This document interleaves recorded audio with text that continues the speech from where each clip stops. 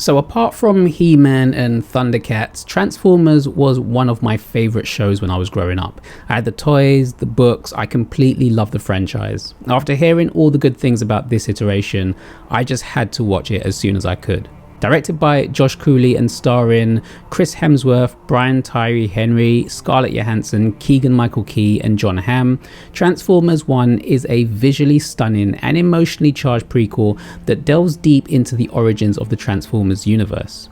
It presents a powerful story of friendship, betrayal, and the rise of one of the most iconic rivalries. The film takes full advantage of its animated format to deliver a compelling narrative, rich character arcs, and breathtaking action sequences while maintaining the core essence of the Transformers legacy.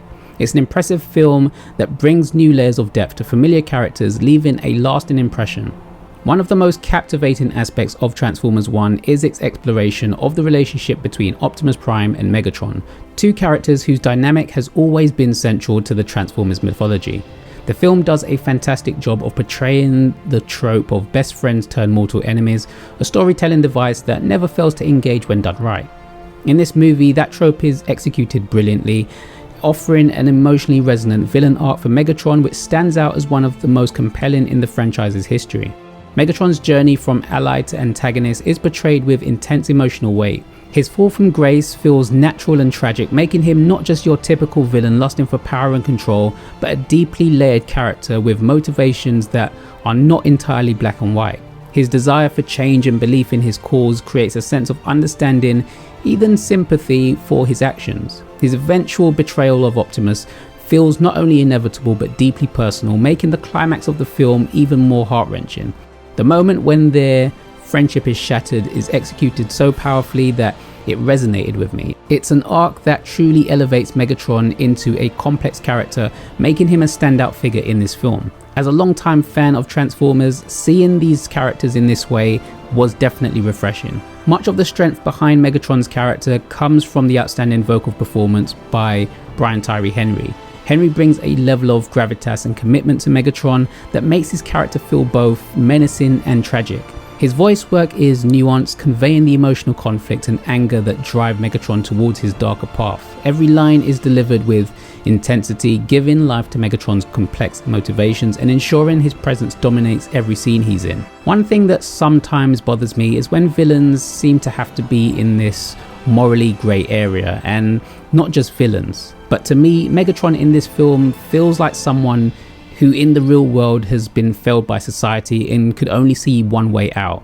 And I think that's what made me love this take on the character. Usually we see him as this all-out villain, but here his justifications are made somewhat real and believable. Well, as believable as you'll get for a cartoon about sentient robots that can transform. On the other side of the spectrum, Chris Hemsworth's portrayal of a younger, more idealistic Optimus Prime is equally as impressive. At first, hearing Hemsworth's voice as Optimus is a bit jarring. He hasn't quite got that authority that Peter Cullen has and what fans have become familiar with over the years. However, as the film progresses, Hemsworth's performance evolves, mirroring Optimus' growth from a regular soldier into the iconic leader we all know.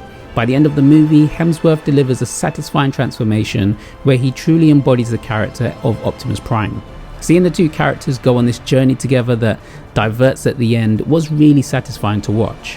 While the film excels in its dramatic moments and action sequences, it is filled with lots of humour. This might be a turn-off for some who want a more serious take on the story. Bumblebee in particular, voiced by Keegan-Michael Key, serves up a lot of jokes in nearly every scene that he's in. He brings some slapstick humour to the film and I didn't mind it. It would have been nice to see more depth from the character, but this movie sets the tone from the beginning, who it's really about and where the focus lies. Similarly, Scarlett Johansson does a fine job as Elita 1, but her and Bumblebee do get pushed to the background and their roles are not as memorable or as impactful as those of the leads, which leads some of their scenes to feel a little bit flat.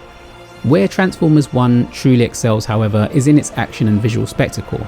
The animation is amazing throughout. Seeing Cybertron in this way, as well as the fight scenes, keeps you engaged. The dynamic work and choreography of the fights make every moment feel intense. The scale of the action sequences is massive, yet they never lose focus on the characters.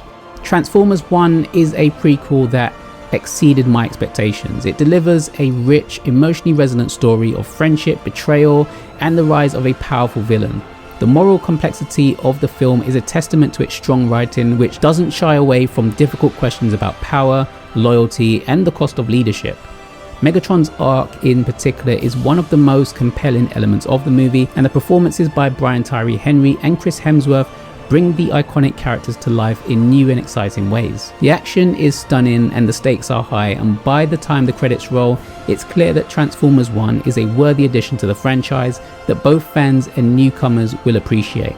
So, Transformers 1, have you seen it and what did you think about it? Let me know your thoughts in the comments below. Thanks for watching as always. Don't forget to hit that like button, and until next time.